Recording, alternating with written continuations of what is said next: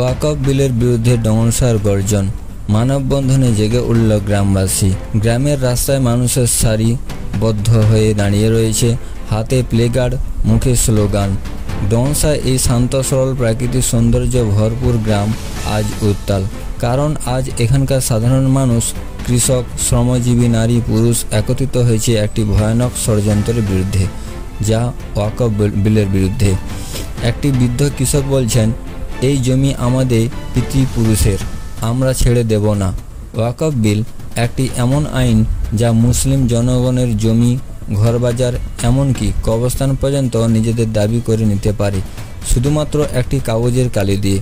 কারো অনুমতি, কারো স্বীকৃতি, এমনকি আদালতের নির্দেশ ছাড়াই হাজার বছরের বসতি ভিটাকে এক মুহূর্তে ওয়াকফ সম্পত্তি বলে দাবি করা যেতে পারে। হাতে পোস্টার, আমার জমি, আমার অধিকার, ছোট ছেলে মেয়ে, বৃদ্ধা, নারীদের মুখে ক্ষোভ।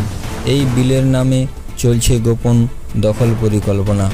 গ্রামের মানুষের জীবন জীবিকা, আত্মপরিচয় আজ হুমকির মুখে। ডংসা গ্রামের মানুষ চুপ করে বসে থাকেনি। আজকের এই মানববন্ধন শুধু এক প্রতিবাদ নয়, এটি একটি ঘোষণা, আমরা আমাদের অধিকার ছাড়ব না। গ্রামের শিক্ষক বলেন, এই আইন আমাদের মধ্যে বিভাজন তৈরি করবে, জাতিগত সংঘাতের জন্ম দেবে, এটা কোনোভাবেই মেনে নেওয়া যায় না। আজকের মানববন্ধনে শুধু মুসলিম না, হিন্দু, খ্রিস্টান, আদিবাসী সকলেই হাতে হাত মিলিয়েছেন। এই সংগ্রাম ধর্মের নয়, অধিকারের। যুবক বলছেন, আমাদের জমি বাঁচাতে হলে এখনই আওয়াজ তুলতে হবে।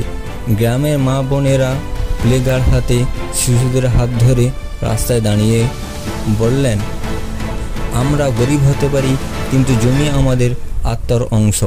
ওয়াকফ বোর্ড আমাদের আত্মা কেড়ে নিতে পারবে না। স্লোগান শোনা যাচ্ছে, ওয়াকফ বিল মানি না, মানব না। এই আন্দোলন এখন শুধু ডংসার সীমায় নয়, ছড়িয়ে পড়ছে দেশের প্রতিটি প্রান্তে।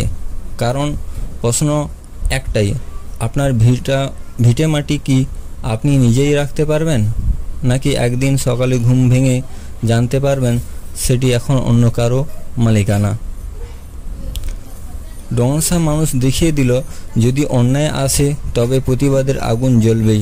ওয়াকফ বিল বাতিলের বিরুদ্ধে, জমি অধিকার রক্ষা করো।